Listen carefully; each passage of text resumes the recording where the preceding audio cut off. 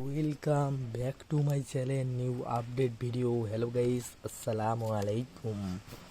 কেমন আছেন? আশা করি আপনারা ভালো আছেন।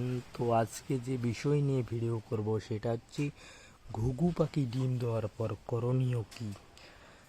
তো অস্ট্রেলিয়ান জাতের ঘুঘু পাখি ডিম দিয়েছে আমার, দেখুন।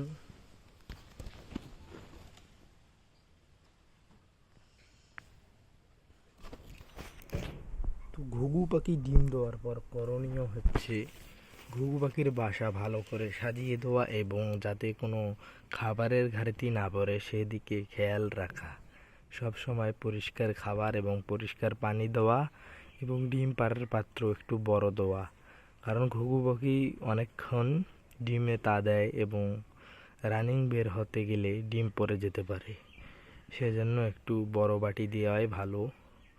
তো আমার ঘুঘু পাখি এর আগের বারও ডিম দিয়েছিল, বাচ্চা হয়েছিল, তো বাচ্চাগুলো গিয়েছে মরে।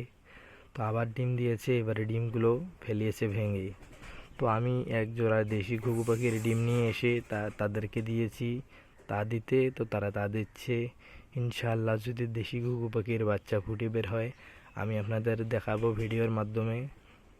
তো আপনারা ভিডিওটা ভালো লাগলে অবশ্যই লাইক, কমেন্ট, শেয়ার, সাবস্ক্রাইব করবেন। আমাদের এই চ্যানেলটি MS মুন্না ফার্স্ট টিভি চ্যানেলটা অনেক দিন যাবৎ পড়েছিল, সেজন্য এখন বেশি ভিউ লাইক আসে না। তো আপনারা একটু আর কি ভিউ লাইক করে দিবেন, মানে লাইক করে দিবেন, সাবস্ক্রাইব করে দিবেন, যাতে আর কি আমার চ্যানেলটা আবার আগের নাকানে ওঠে।